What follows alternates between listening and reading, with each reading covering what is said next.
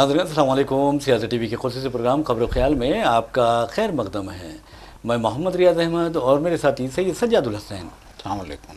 हमेशा की तरह आपके सामने अहम खबरें लिए हाजिर हुए हैं। नाजरीन, आप जैसा कि जानते हैं कि जो खबरें हम आपके सामने पेश करते हैं वो कल के अखबारात की सुर्खियाँ बनती हैं। न सिर्फ सुर्खियाँ बनती हैं बल्कि उन खबरों को इलेक्ट्रॉनिक मीडिया गैर मामूली अंदाज में नशर करता है।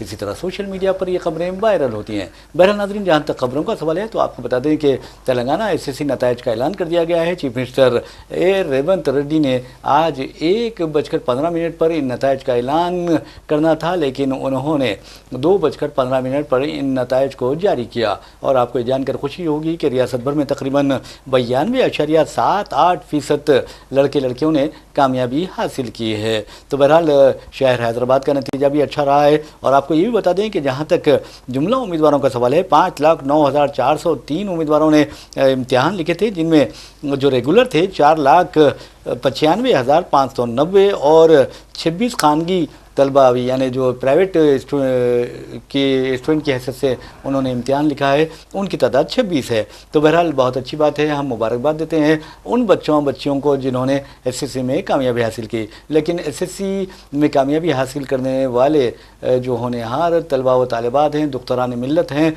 फर्जंदान मिल्लत है, उनके लिए बहुत खुशखबरी है की बात है। और वो खुशखबरी ये है कि MLC आमिर अली खान साहब ने ऐलान किया है कि जो टॉपर्स हैं, यानी एसएससी में जिस लड़की या लड़के ने टॉप किया है उसे 10,000 रुपये का नकद इनाम दिया जाएगा। साथ ही उन्हें तहनीत पेश की जाएगी, तौसीफ़नामा और मेडल अता किया जाएगा। इसी तरह सेकंड पोजीशन यानी सेकंड टॉपर को 5,000 रुपये दिए जाएंगे, थर्ड टॉपर को 3,000 रुपये दिए जाएंगे और फोर्थ से लेकर 10th जो टॉपर्स हैं यानी 10वें नंबर तक जो टॉपर्स हैं उन्हें फ़ी कर 2-2 हज़ार रुपये दिए जाएंगे जनाब आमिर अली खान की जानिब से। और आमिर अली खान साहब ने, जैसा कि आपको मालूम है कि उन्होंने इंटरमीडिएट का जब रिज़ल्ट आया उस वक्त भी ऐलान किया था कि इंटरमीडिएट सेकेंड ईयर, चाहे वो BPC हो, MPC हो, CEC हो, MEC हो या वोकेशनल कोर्सेस हो, वो तमाम के टॉपर्स को इनामात से नवाजेंगे। और जो बच्चों ने 90% से ज़्यादा यानी नंबरात हासिल किए हैं उन्हें तौसीफ़नामे और मेडल्स दिए जाएंगे। इस सिलसिले में रोज़नामा सियासत की जानिब से एक बहुत बड़े फंक्शन का इनेकाद अमल में लाया जाएगा, तकरीब का एहतमाम किया जाएगा और उसमें इंटरमीडिएट के अलग तकरीब मुनक़िद होगी बच्चों के लिए और SSC के बच्चों के लिए अलग तकरीब मुनक़िद होगी और इनामात की तकसीम अमल में आएगी। तो बहरहाल ये पहली खबर रही है और हम यही कह सकते हैं कि अब जो माँ बाप हैं उन्हें ये देखना चाहिए कि हर बच्चा डॉक्टर इंजीनियर बन रहा है, लेकिन आप सरकारी मुलाजिमतों को जहन में रखते हुए कुछ कर सकते हैं। ये सबसे अहम बात है सज्जाद साहब। जी बिल्कुल, यकीनन देखिए बहुत अच्छी खबर ये है कि जो है रिज़ल्ट्स आ चुके हैं और अच्छी खबर ये भी है कि अब की बार जो है रिज़ल्ट बहुत अच्छे आए हैं। और अच्छी खबर ये भी है कि जो है तकरीबन बच्चों ने फर्स्ट डिवीज़न से ज़्यादा, मतलब एक जैसा कि आज की रैंकिंग का मामला है तो रैंकिंग में बहुत अच्छे जो है रैंक्स बच्चों को मिले हैं। 90% और उससे ज़्यादा जो है रैंक्स लेके बच्चों ने टॉप किया है। यकीनन जो है एक ज़माना बदल चुका है, दौर बदल चुका है। आपके दौर, आज के दौर में बच्चे बहुत जो है मतलब है कि उनको मवाद और उनके जो है इम्तिहान की तैयारी करने के जो है उनके पास सोर्सेज भी बहुत ज़्यादा हैं और उसका भरपूर इस्तेमाल भी बच्चे कर रहे हैं, जिसके नतीजे में जो है बेहतरीन रिज़ल्ट्स, चाहे वो इंटर का हो, अभी हालिया दिनों में इंटर का रिज़ल्ट आया था, चाहे वो इंटर के रिज़ल्ट की बात हो फिर या SSC के रिज़ल्ट की बात हो, बेहतरीन रिज़ल्ट्स आ रहे हैं। हम जो है मुबारकबाद पेश करते हैं उन बच्चों को जिन्होंने जो है आज के रिज़ल्ट्स में शानदार कामयाबी हासिल की है। बहरहाल नाज़रीन, आपको बता दूं कि फिर एक बार आपको याद दिलाना ज़रूरी है कि न्यूज़ एडिटर सियासत व MLC आमिर अली खान साहब ने SSC की में कामयाब तलबा को मुबारकबाद दी है और उनके जो पेरेंट्स हैं, उनके जो टीचर्स हैं उन्हें भी मुबारकबाद दी है और कहा है कि वो इन बच्चों को जो टॉपर्स हैं उन्हें इनामात देंगे ताकि बच्चों की हौसला अफजाई हो सके। और आपको ये बता दें कि उन्होंने ये भी कहा है कि जो बच्चे नाकाम हुए हैं उन्हें परेशान होने या मायूस होने की ज़रूरत नहीं है, बल्कि नाकामी कामयाबी की पहली सीढ़ी होती है और ऐसे बच्चों को अगर मेहनत करते हैं तो वो بہت دور تک جا سکتے ہیں۔ تو بہرحال پہلی خبر یہ رہی، لیکن دوسری خبر آپ کو بتا دوں کہ شہریت ترمیمی قانون CAA، اور آپ اچھی طرح جانتے ہیں کہ شہریت ترمیمی قانون مذہبی بنیاد پر منظور کیا گیا قانون ہے، اور مودی حکومت کی اس میں کوئی شک و شبہ کی گنجائش نہیں ہے۔ بلا جھجک یہ کہا جا سکتا ہے کہ مودی حکومت کی مسلم دشمنی کا بین ثبوت ہے۔ اس لیے بین ثبوت ہے، یہ میں نہیں کہہ رہا ہوں مسلم دشمنی، بلکہ آج سارے مسلمان کہتے ہیں، آج سارے جو سیکولر کردار کے حامل لوگ ہیں یا شخصیتیں ہیں یا سماجی جہدکار ہیں، وہ کہتے ہیں کہ مودی حکومت نے CAA کو ایک مذہبی تعصب کی بنیاد پر منظور کروایا، اور آپ دیکھیں گے کہ CAA یعنی شہریت ترمیمی قانون میں عیسائی موجود ہیں، سکھ موجود ہیں، اور دوسرے ہندو موجود ہیں، جین موجود ہے، پارسی موجود ہیں، بدھسٹ موجود ہے، لیکن مسلمانوں کو نکال دیا گیا۔ تو یہ RSS اور BJP کی مسلم دشمنی کا منہ بولتا ثبوت ہے، یہ عوام کہتے ہیں، اور ہم بھی کہہ سکتے ہیں، کیونکہ بحیثیت شہری ہمارا یہ حق ہے کہ حکمرانوں کو آئینہ دکھائیں اور یہ بتائیں کہ تم جو کر رہے ہو وہ غلط ہے۔ مثال کے طور پر آپ دیکھیں گے کہ مودی حکومت نے CAA منظور کیا، اس کے خلاف زبردست مسلمانوں نے احتجاج کیا، اور شاہین باغ کا احتجاج تو میں سمجھتا ہوں کہ ہندوستان کی جمہوری تاریخ میں ایک غیر معمولی بلکہ سنہرے باب کی حیثیت رکھتا ہے۔ تو بہرحال اب یہ کہا گیا ہے، کیونکہ آپ نے دیکھا کہ پہلگام میں جو دہشت گردانہ واقعہ پیش آیا، اس کے بعد اس انداز میں ہلچل مچی ہوئی ہے ہندوستان اور پاکستان میں، اور ایسا لگ رہا ہے کہ جنگ ہونے والی ہے، جنگ کبھی بھی شروع ہو سکتی ہے۔ تو ایسے میں آپ کو بتاتے ہیں ایسے میں آپ کو ہم بتاتے ہیں کہ جہاں تک شہریت ترمیمی قانون کا سوال ہے، اگر کوئی اقلیتی، چاہے وہ افغانستان سے تعلق رکھتا ہو یا پاکستان سے تعلق رکھتا ہو، برما سے یا بنگلہ دیش سے ہندوستان آتا ہے یعنی 2014 سے پہلے، تو اسے ہندوستانی شہریت دے دی جائے گی، جبکہ مسلمانوں کے بارے میں اس طرح کی بات نہیں کی گئی۔ اور افسوس کی بات یہ ہے کہ سپریم کورٹ جو عدالت عظمیٰ ہوتی ہے، اسے خود از خود نوٹ لینا چاہیے تھا کہ یہ مذہب پر مبنی قانون ہے، اس میں مسلمانوں کو بھی شامل کیا جانا چاہیے۔ اگر نہیں کیا جاتا ہے تو یہ پھر غلط ہے۔ جس طرح ایکسن سول کوڈ میں تمام لوگوں کو شامل کرنے کا اعلان کیا گیا، اور اتراکھنڈ میں آپ نے دیکھا کہ قبائلیوں کو اس قانون سے نکال دیا گیا، تو یہ مطلب ہے حکومت کا کہ مسلمانوں کو نشانہ بنایا جائے، مسلمانوں کو ستایا جائے، مسلمانوں کو ڈرایا جائے یا دھمکایا جائے، کیونکہ جس طرح انگریز مسلمانوں سے ڈرا کرتے تھے، حکومت بھی اسی طرح مسلمانوں سے ڈر رہی ہے۔ حالانکہ مسلمانوں اس کے ڈرنے کی کوئی ضرورت نہیں ہے، مسلمان بالکل خواب غفلت میں سوئے ہوئے ہیں۔ ان کی جو قیادت ہے وہ بھی آپ اچھی طرح جانتے ہیں، چاہے وہ سیاسی قیادت ہو یا مذہبی قیادت ہو، وہ بھی قابل غفلت میں پڑی ہوئی ہے۔ اب تو حال یہ ہو گیا ہے کہ بتی بجھانے کی بات ہو رہی ہے۔ وزیر اعظم نریندر مودی نے کورونا کے دوران بتی بجھانے، تالیاں بجانے، برتن بجانے کی بات کی تھی، عجیب و غریب انداز میں۔ آپ کو بتی بجھانے سے مسئلہ حل ہونے والا نہیں ہے، یا بتی جلانے سے مسئلہ حل ہونے والا نہیں ہے، بلکہ اپنے ایمان کو تازہ کرنے سے آپ کا مسئلہ حل ہونے والا ہے، اور اپنی دیانتداری کی شمع روشن کرنے سے آپ کے مسائل حل ہونے والے ہیں۔ ورنہ آپ اپنے آپ کو آپ کہیں گے اور دوسروں کو تو کہیں گے، تو یہ غلط بات ہے۔ تو کہنے کا مطلب یہ ہے کہ آج جو بھی لوگ شمع جلانے کی بات کر رہے ہیں یا بتی جلانے کی بات کر رہے ہیں، تو ان کو، یا بتی بجھانے کی بات کر رہے ہیں، ایک سماجی جہدکار ہے لبنہ سرود، اس نے بہت اچھی بات کہی ہے، اور وہ یہ کہی ہے کہ بتی جلانے یا بتی بجھانے سے تو اچھا ہے کہ جو لوگ اس طرح کی اپیل کر رہے ہیں انہیں ان واقعات پر روشنی ڈالنی چاہیے، یعنی کتنی اوقافی جائیدادوں پر کتنے لینڈ گریبرز نے قبضہ کیا، کتنے لینڈ گریبرز سیاستدانوں سے مل کر شادی خانے تعمیر کروا چکے ہیں، اور کتنے یعنی قیمتی اراضیات پر ان لوگوں نے قبضہ کر لیا ہے۔ اگر جو شادی خانے اوقافی اراضیات پر بنے ہیں، چاہے وہ کوئی بھی ہو، تو میں سمجھتا ہوں کہ وہ وقف بورڈ کے حوالے کرتے ہوئے وہ مسلمانوں کے حوالے کر دینا چاہیے، اور ان سے جو آمدنی حاصل ہوتی ہے، لاکھوں کروڑ روپے کی آمدنی، ایک شادی خانے کا 4,80,000 روپے کرایہ ہو رہا ہے، تو آپ اندازہ کیجئے کہ مسلمانوں کا کس قدر زیادہ فائدہ ہو سکتا ہے۔ تو بہرحال ہم اس موضوع پر بعد میں بات کریں گے، لیکن ہم بات کر رہے تھے یعنی شہریت ترمیمی قانون کی۔ اب حکومت نے پہلگام جو واقعہ ہے، اس کے بعد حکومت نے کہا کہ آدھار کارڈ ہے، راشن کارڈ ہے، اور آپ کا پین کارڈ ہے، یہ آپ کی شہریت کو ثابت کرنے کے لیے اس کی کوئی زیادہ اہمیت نہیں ہے، بلکہ آپ کے پاس برتھ سرٹیفکیٹ ہونا ہے۔ تو سوال یہ پیدا ہوتا ہے، ہمارے وزیر اعظم نریندر مودی 74 سال کے ہو گئے ہیں، کیا ان کی کوئی پیدائش کسی نرسنگ ہوم میں ہوئی ہے، کیا کسی ملٹی اسپیشلٹی ہاسپٹل میں ہوئی ہے، یا پھر گھر میں ہوئی ہے؟ کیا گھر میں کاؤنٹر تھا الگ لگا ہوا برتھ سرٹیفکیٹ جاری کرنے کا؟ یہ سوال پیدا ہوتا ہے۔ یقیناً دیکھیں، جس طرح کا جو ہے قوانین بنائے جا رہے ہیں، جس طرح کے بہانے تراشے جا رہے ہیں، یہ بہت ہی افسوسناک ہے کہ جو ہے ہر بار ایک نیا مسئلہ، جیسے کہ آپ نے ابھی کہا کہ سی اے کا قانون بنا دیا گیا، ایک نیا مسئلہ پیدا کر دیا گیا، مسلمان بچوں اور بچیوں کی جو ہے اسکالرشپ ختم کر دی گئی، ایک نیا جو ہے افتاد ان پہ نازل کر دی گئی۔ کتنی مشکل ہوتی ہے جو لوگ پرسیو کر رہے تھے، جو لوگ جو ہے اعلیٰ تعلیم حاصل کر رہے تھے اسکالرشپ کی بنیاد پہ، جن کی تعلیم جاری تھی، ان کو ایک لخت اسکالرشپ سے محروم کر دیا گیا تھا۔ پھر سی اے کا قانون آتا ہے، اس میں جو ہے صاف طور پہ کہا جاتا ہے کہ بنگلہ دیش سے، افغانستان سے اور پاکستان سے آنے والے غیر مسلموں کو کچھ شہریت دی جائے گی اور مسلمانوں کو نہیں دی جائے گی۔ اور پھر جیسے کہ ابھی آپ نے کہا کہ جو ہے اوقافی قانون بھی جو ہے بن گیا ہے، جس میں غیر مسلموں کو وقف بورڈ میں شامل کرنے کا جو ہے ایک گنجائش فراہم کی گئی ہے۔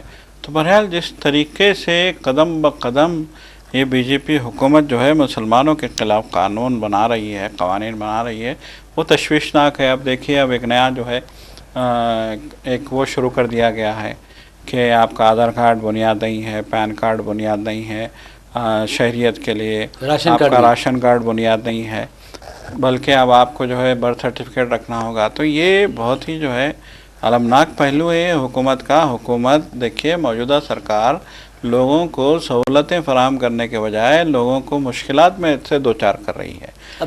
جی جی، یقیناً یہ جو ہے قابل مذمت ہے اگر اس طرح کا فیصلہ ہوتا ہے کہ برتھ سرٹیفکیٹ، جیسا کہ آپ نے کہا کہ وزیر اعظم کیا مودی کے پاس برتھ سرٹیفکیٹ ہے؟ ہزاروں لوگ ہیں، لاکھوں لوگ ہیں جو دور دراز گاؤں میں رہتے ہیں، جو گھروں ہی میں پیدا ہوتے ہیں اور ان کے پاس کوئی برتھ سرٹیفکیٹ نہیں ہوتے۔ برتھ سرٹیفکیٹ آپ کو اس وقت ملتی ہے جب آپ کا اسپتال میں پیدائش ہوئی ہو۔ جی جی، پھر جو ہے جیسا کہ آپ نے کہا کہ اس زمانے میں کوئی ایسا رواج نہیں تھا کہ کوئی پیدا ہوتا ہے تو اس کی سرٹیفکیٹ لاؤ۔ اگر ہم 90 سے پہلے کی بات کریں گے تو 90 سے پہلے تک، یا پھر جو ہے ہم اس سے پہلے کی بات کریں گے تو ایسا کوئی جو ہے گنجائش نہیں تھی کہ آپ کو برتھ سرٹیفکیٹ لانا ہے، بلکہ برتھ کے لیے کئی چیزیں جو ہے آپ کے جواز میں شامل کی جاتی تھیں، جیسا کہ راشن کارڈ ہے، جیسا کہ جو ہے آدھار کارڈ تو ابھی حال کی جو ہے پیدائش ہے، لیکن اس سے پہلے کی اگر ہم بات کریں تو جو ہے برتھ سرٹیفکیٹ کی ایسی گنجائش نہیں تھی، بلکہ آپ تعلیمی سند بھی آپ کی برتھ سرٹیفکیٹ مانی جاتی تھی۔ اگر آپ نے جو ہے ایس ایس سی کا سرٹیفکیٹ آپ نے جو ہے ثبوت کے طور پہ پیش کر دیا تو برتھ سرٹیفکیٹ مانا جا سکتا تھا۔ آج جس طرح کے فیصلے ہو رہے ہیں یقیناً وہ تشویشناک ہیں۔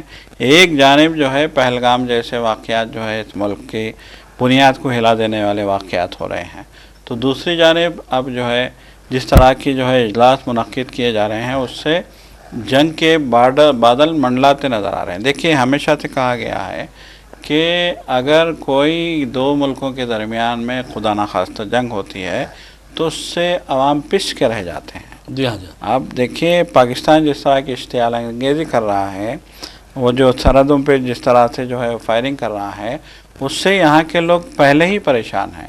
خاص طور پہ جو ہے کشمیر ایل او سی کے جو ہے سرحدوں پہ جو فائرنگ ہو رہی ہے تو وہاں کے کسان بہت پریشان ہیں۔ ان کا کہنا ہے کہ ہمارا تو فصل کاٹنے کا وقت ہے، اب ہم کھیتوں میں کیسے جائیں گے؟ اچانک اگر سرحد پار سے فائرنگ شروع ہو جائے گی، اچانک جو ہے وہ لوگ فائرنگ کرنا شروع کر دیں گے تو ہمارے تو جان کے لالے پڑ جائیں گے۔ اور ہمارے لیے یہ وقت سب سے اہم اس لیے بھی ہے کہ ہمیں 6 ماہ کی محنت کے بعد آج فصل کاٹنی ہے، گیہوں کی فصل تیار کھڑی ہے، دیگر جو ہے کشمیر میں جو بھی جو ہے اناج اگتا ہے اس کی فصلیں تیار کھڑی ہیں۔ تو ان کا کہنا ہے کہ ہماری فصلیں تیار کھڑی ہیں اور جو ہے وہاں پہ شل باری ہو رہی ہے، وہاں پہ فائرنگ ہو رہی ہے اور ہم گھروں سے نکل نہیں سکتے، اس طرح کے حالات ہیں، ہم کھلے میں جا نہیں سکتے، کھیتوں میں جا نہیں سکتے۔ تو ایسی سچویشن ہو گئی ہے۔ تو بہرحال جو ہے کشیدگی ہندوستان اور پاکستان کے مابین اپنی انتہا کو پہنچ گئی ہے، لیکن اس کے لیے آپ یہاں پہ نئے نئے قوانین لاگو کر کے جو ہے نئے مسائل نہ پیدا کریں تو مناسب رہے گا۔ بالکل آپ نے صحیح کہا۔ ویسے بھی ناظرین آپ کو بتا دوں کہ आधार कार्ड, आप हुकूमत ने बड़े यानी दलाइल देते हुए कहा कि आधार कार्ड बहुत ज़रूरी है, हर चीज़ के लिए आधार कार्ड, चाहे बैंक पासबुक बनाएं आधार कार्ड, चाहे पासपोर्ट बनाएं आधार कार्ड। फिर आप कहते हैं कि आधार कार्ड की कोई अहमियत नहीं है, तो फिर इसको शुरू क्यों किया गया, इसको ख़त्म कर दीजिए ना। फिर पैन कार्ड की बात की गई है, पैन कार्ड पे दुनिया को लूटा गया है, 2-2 हज़ार रुपये देकर आप देखेंगे कि आधार कार्ड से मुंसलिक किया गया है पैन कार्ड। तो इस तरह की जो हरकतें होती हैं सिर्फ आवाम को लूटने के लिए, आवाम की जेब पर डाका डालने के लिए होती है। और अब तो तासुब की बात ये हो गई है कि आधार card, ration card, pan card कुछ नहीं चलेगा, बल्कि आपका बर्थ सर्टिफिकेट चलेगा। तो अब सवाल ये पैदा होता है, बीजेपी की कैबिनेट है, बीजेपी की जो कायदीन है, क्या उनके कोई बर्थ सर्टिफिकेट थे? खुद आप देखेंगे अडवाणी के अगर बर्थ सर्टिफिकेट लाए तो मैं चैलेंज दे सकता हूं कि वो बर्थ सर्टिफिकेट नहीं दे पेश कर सकते। खुद वाजपेयी जी का क्या बर्थ सर्टिफिकेट था, ये सोचने वाली बात है। मेरे भाई, हिंदुस्तान की पहले आबादी आज भी 80 करोड़ आबादी, यानी 142 करोड़ में से 144 करोड़ में से 80 करोड़ आबादी राशन के जो चावल होते हैं उस पर गुजारा किए हुए है। और क्या वो किसी अच्छे दवाखाने में जाकर अपनी जजगी करवाने या अपनी बीवी की जजगी करवाने का ये हिम्मत कर सकते थे? ये सोचने वाली बात है। खुद वज़ीर आज़म नरेंद्र मोदी की ज़िंदगी जो गुजरी है इंतहाई कसमपुरसी में गुजरी है। वो कहते हैं कि मैं चाय बनाया करता था, मैं चाय वाला था, मैं अब फ़कीर हूँ, इस तरह की बात करते हैं। तो मैं समझता हूँ कि सारा हिंदुस्तान इस तरह का फ़कीर हो जाए तो समझता हूँ कि एक एक के पास 15-15 लाख का सूट आ जाएगा। तो बहरहाल हम ये बात कर रहे थे, लेकिन अब चलते हैं कोलकाता से खबर आ रही है। नाज़रीन, आपको बता दें कि वहाँ के एक अस्पताल में, वहाँ के एक होटल में,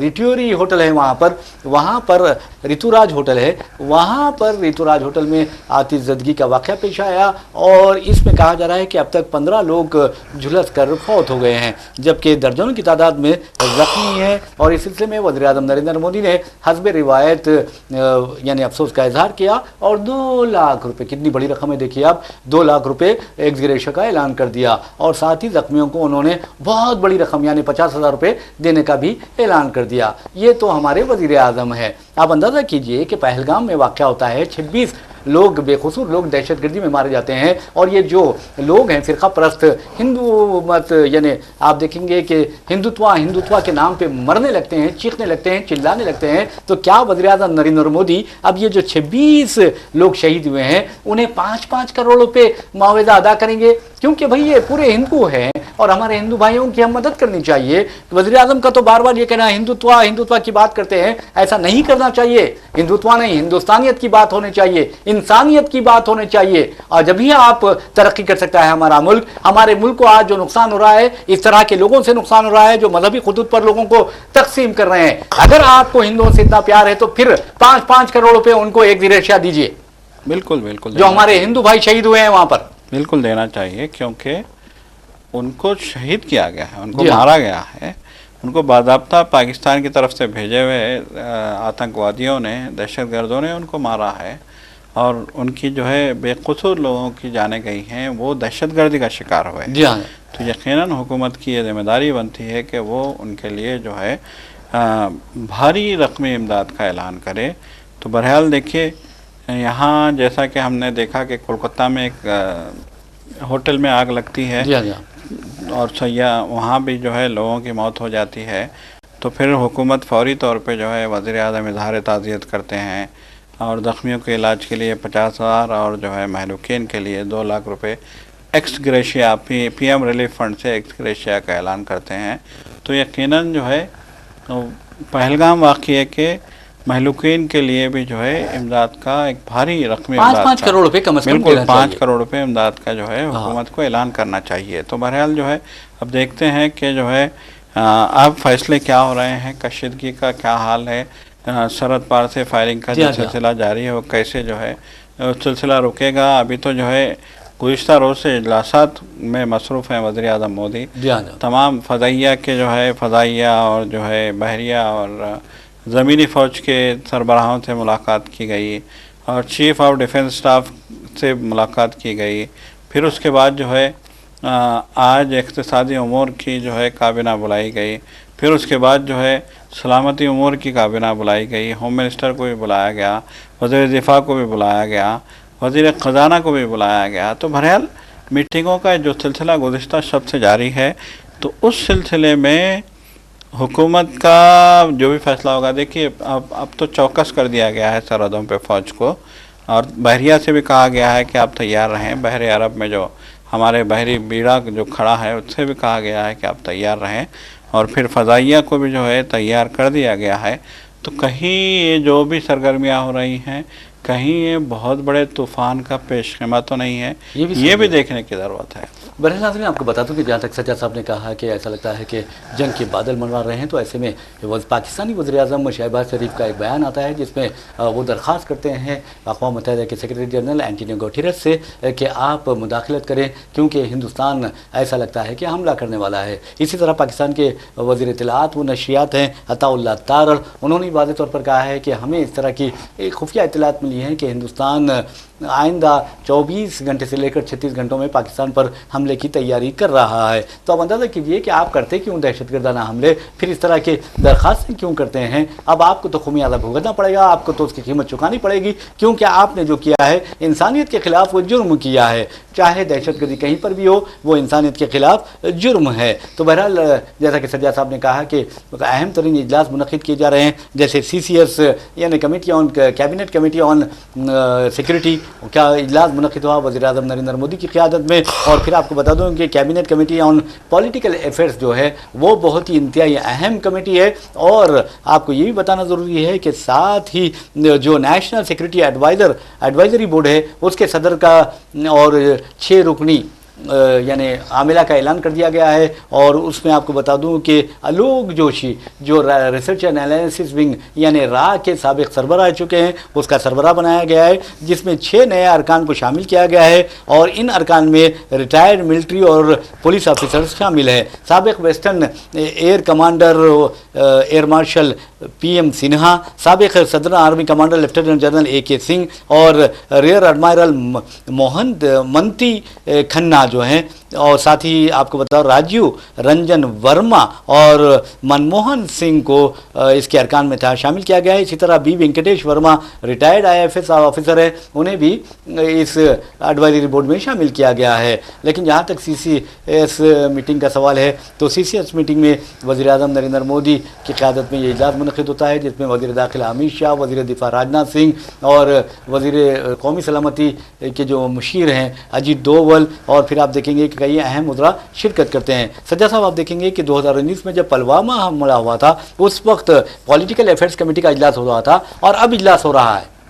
یہ بالکل پلوامہ کے بعد اجلاس ہوا تھا، پھر اب اجلاس یہ ہنگامی اجلاس ہو رہا ہے، اور خدشات اس بات کے ظاہر کیے جا رہے ہیں کہ اس اجلاس میں بہت بڑے فیصلے کیے گئے ہیں، اور کبھی بھی وقت جو ہے پاکستان کے خلاف کارروائی ہو سکتی ہے۔ دیکھیے، جیسا کہ ابھی آپ نے کہا، پاکستان نے بھی اقوام متحدہ سے اپیل کی ہے کہ یہاں کوئی جنگ کے جو ہے حالات پیدا ہو سکتے ہیں تو مداخلت کریں اقوام متحدہ۔